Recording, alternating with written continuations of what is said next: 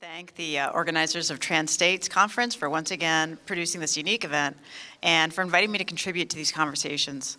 I'd also like to thank the former and current members of Hawkfire Coven for everything they've shared with me and taught me about digital ritual, the physical body in a mediated context, and the unique dynamics and challenges of Coven leadership. Wherever you are in the past, present, and future, you each mean the world to me and have been riches upon this path. Yip, yip. Magical practitioners of all stripes have explored online ritual since the bulletin board systems, or BBSs, and dial-up modems were the hot tech in affluent homes. Usenet was a precursor to the internet we all know and love today. When it came into popular circulation, it exploded the realms of the possible for digitally inclined magicians.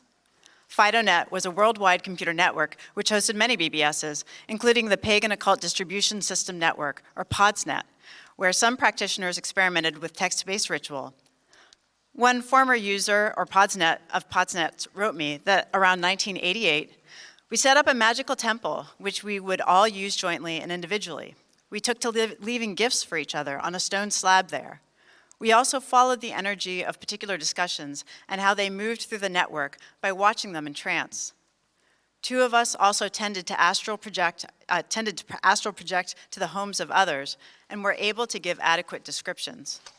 When it comes to text-based, I think it gives you more room for magical maneuvering, not less. It forces you to deal with pure thought, which is where magic lies.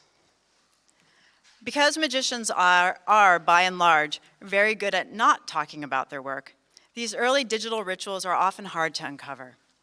Religious studies scholars, sociologists, and anthropologists have explored the intersections of digital technologies, religion, and magic for decades.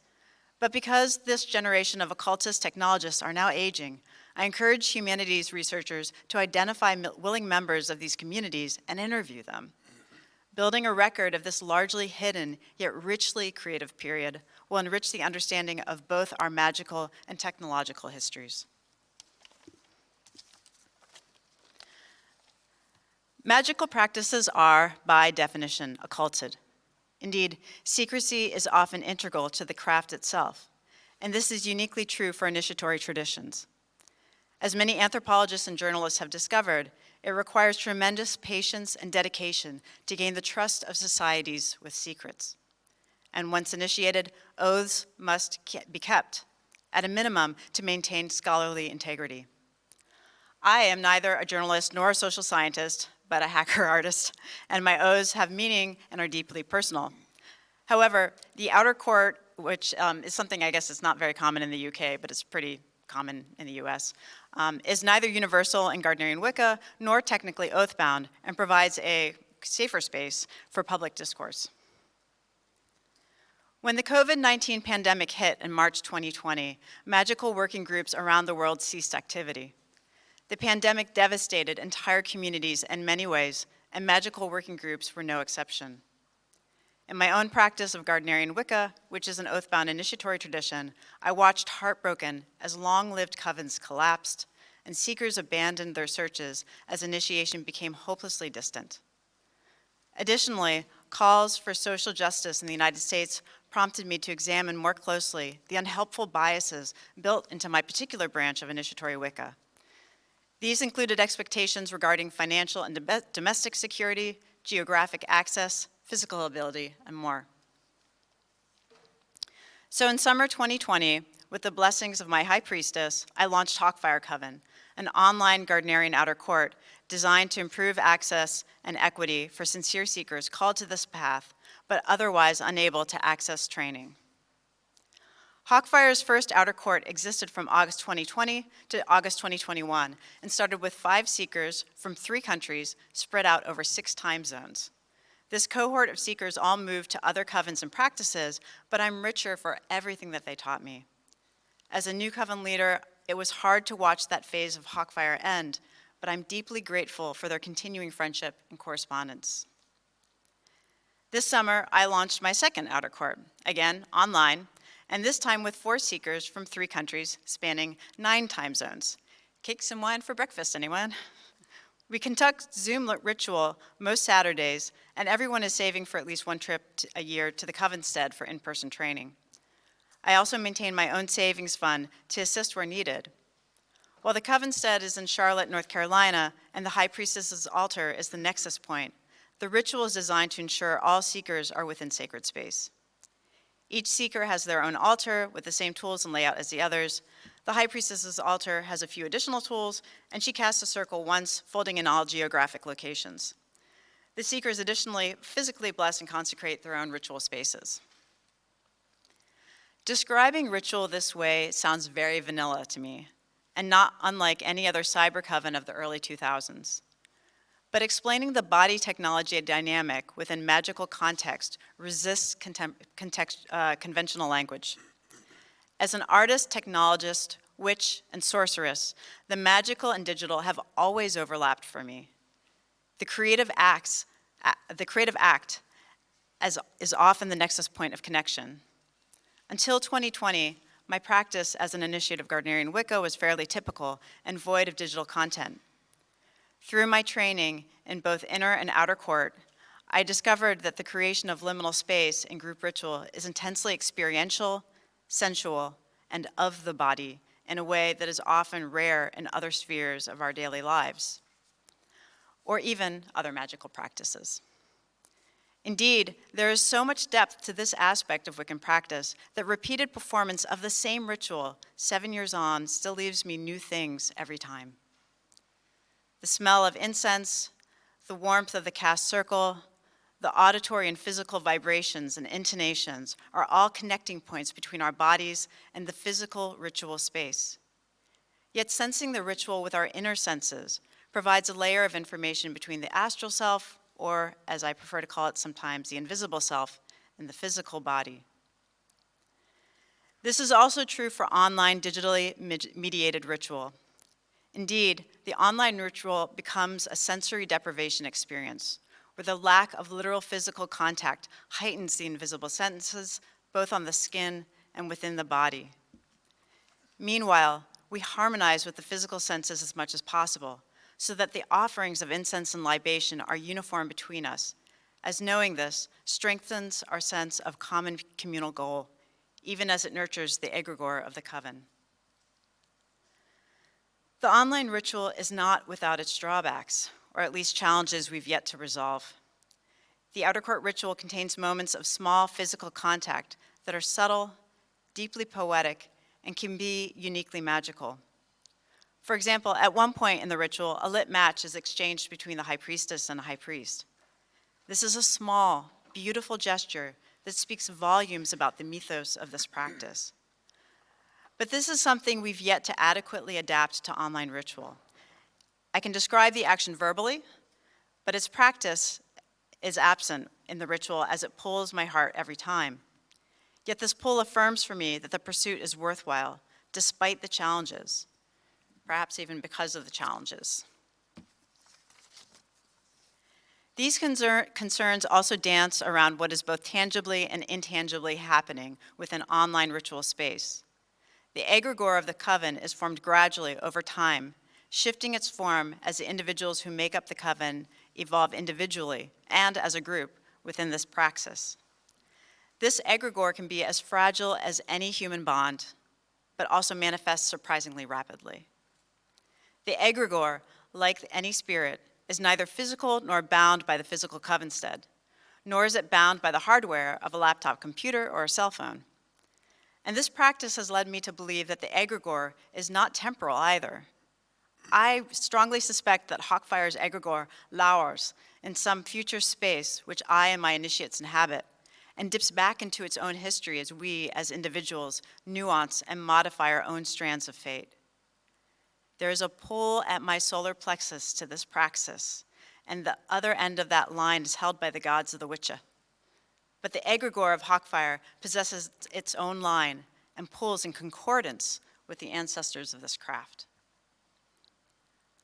Hawkfire shares an affinity with southeastern coyote, for better or for worse. Southeastern coyote, who we sometimes lovingly call the SEC, and if you're American, you know it's a football thing, is new to the region since the 1980s and regarded as a quote-unquote invasive species. Coyote, like the BBSs of the 1980s, is inherently transgressive and adaptive. It is a shapeshifter, trickster, justice maker, occasional asshole, and one who both manifests and experiences its own joy with reckless abandon. It's the egregore of fuck around and find out, bitches. So of course an online coven would be drawn to it like bee to honey, or a yellow jacket to your half-drunk beer. It is highly localized to the covenstead in Charlotte, yes, but is nevertheless of this craft, and the SEC happily transgresses time and space, moving in a pulse between 9 time zones and 9,000 miles, liminal as fuck. Even as I feel the goddess's love as a tight pull to those who are hers, I know that Hawkfire's egregore is wily enough to serve her same purposes as well. That SEC meets and greets the Hawkfire egregore in international digital space is no surprise to me. Many technologist occultists are eager for virtual reality to fulfill its promise to collaborative magical practice. Haptic suits provide a practical solution to many of the physical challenges of online ritual, although the cost is still beyond the reach of most. But the focus on VR as a bridge between the physical and invisible senses seems to miss something about experiential magic. Magical practitioners have long traveled through invisible realms while the physical body remains in a state of repose. So the desire to connect the digital to the physical more actively seems magically redundant. Rather, coven-based practice spans the senses holistically, both physical and invisible, and bridges these in an ever-weaving dance between the physical and visible senses of the other practitioners. The question is perhaps better phrased thus: are we adding the digital sense as a sixth sense to this weaving, or does the digital already exist both in the physical and invisible, and it is the practitioner's implicit biases regarding human technologies that forges a barrier? My experience so far suggests that both are true. I'd like to conclude by sharing some digital magical experiments I've been conducting with my magical collaborator and co-working partner, Trey Henry. Hello, Trey, wave hi. For those unfamiliar, Trey is a remarkable magician in his own right and creator of the Urania and Georatio apps, as well as the stunning Golden Oracle deck, which I brought along with me. Along with a mutual interest in technology and magic, Trey and I share a devotional practice to Hecate. So our first collaborative experiment was a VR temple space to this goddess of liminality. In my preliminary sketches, the VR world is an egg-shaped universe, including celestial and chthonic realms. In its latest version, visitors appear as flames of light, and there's an altar and offerings for prayer. And some sort of Rhinex Strophalos, and I'm sorry, I missed Harper's presentation yesterday because I need to pick your brain, is in the center of the space. The temple's magical application, beyond being a space for virtual devotion, has stumped us a bit probably because of our overfamiliarity with existing digital games and VR spaces. It's a little bit too anchored in itself. That is, we're not to digital native yet, although the solution feels just around the corner. Although this project is on hold, I'm confident we'll come back to it after more practical experiences with other digitally native tools. To that point, Trey was also working on a digital divination system called Mosaic, and I'm happy to be the artist and collegial sounding board on the project. While many of us are familiar with digital tarot decks, Mosaic is truly digitally native. As you can see in the flashing disco colors, or you can't, maybe you can now. Yes, now you can. As you can see in the flashing disco colors, the foreground and background elemental correspondences are randomized during the shuffling. So in one iteration, coyote might be an air element against a fire background, and in another, it might be water against earth. Once the cards are placed in the chart, the possibilities for interpretation are complex and rich. Mosaic's interpretation methods are beyond the scope of this talk, but we're truly excited about this digitally native divination system. And what does magic look like when the digital native merges with the normal filters of human consciousness? Twitter feeds and TikTok videos already haunt our dreams, so surely spirits haunt these platforms in turn. Perhaps they're already speaking to us through Telegram messages and emoticons, meeting us halfway within our proto-metaverse, As online ritual transitions from a hopeful experiment to a sustained practice, new challenges and creative opportunities will emerge. To me, this creativity is at the very heart of both magic and technology. The creative answers to the physical body's intersection with digital technologies will surely connect the material and immaterial in ways that inform non-digital praxis as well. Appreciating our own physical bodies as deeply versatile tools, as already digitally native forms, is the first step in this creative and innovative magic. Thank you.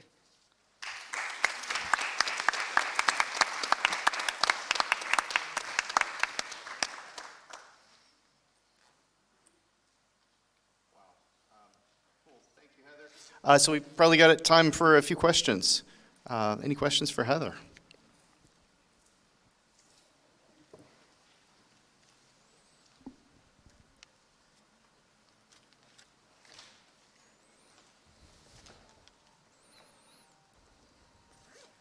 Sweet, off the hook. Oh no, there's so much good content there that we can ask about. I am really interested in kind of the egregore of the coven. Can you talk a little bit more about its origins and inspirations? Okay, well, in this particular practice, the egregore is something that forms by the collective of people who are working within this practice. And this new group is really, really new. One of the people has only actually circled with us once. So it's really defined by them. And it's sort of defined by what I bring to it, of course, but you know, if at some point they decide they want something else, they can go someplace else. But I have noticed that it tends to be a little fragile. So as people come in and out of a practice, it shifts it, it has to re-anchor itself. In this case, it is definitely anchored to the physical locale of Charlotte, North Carolina. Charlotte has a really kind of fascinating geologic history, biome history, and that seems to inform things, but we're still figuring it out since, you know, one person's in like Oslo, which clearly doesn't have the same coyotes we have. So yeah, it's a work in progress. Awesome, thank you. The board you showed with the, did you call it the mosaic? Oh, mosaic, yeah.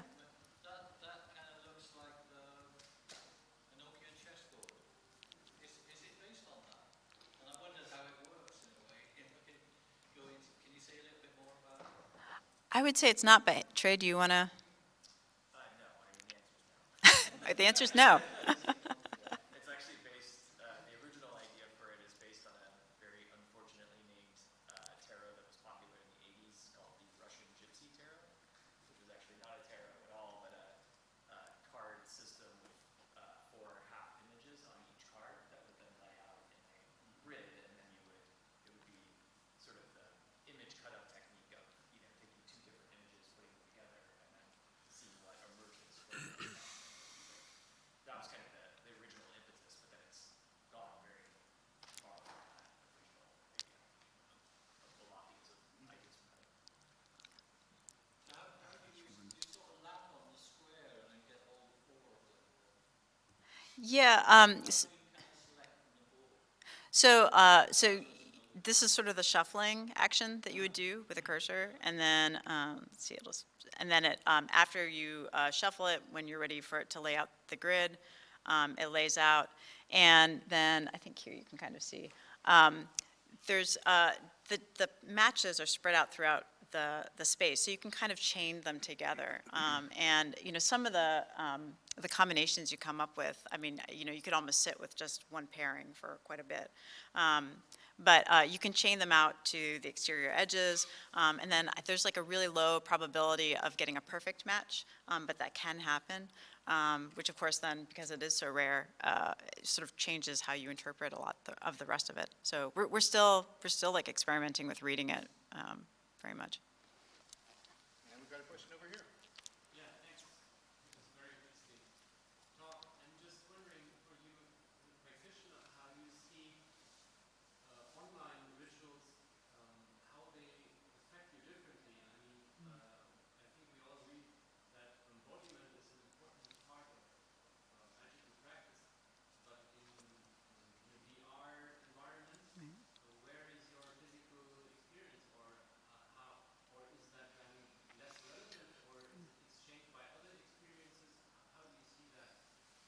Right. No, that's a great question.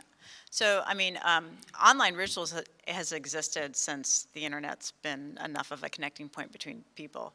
So, the thing that's different now is really video feeds and audio feeds rather than it just being purely text-based. And then VR does add another element. The haptic suits are really expensive right now. I know very few people who use them. We certainly don't. That cost point will come down with time, and so it'll be really interesting to see how practitioners use haptic suits in group-based ritual.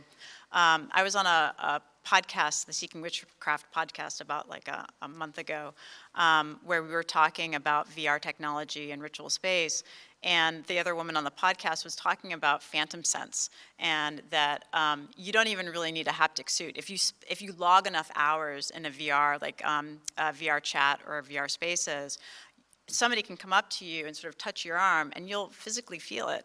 And it's very similar to phantom senses that happen in amputations, apparently. It's similar parts of the brain that are getting fired up.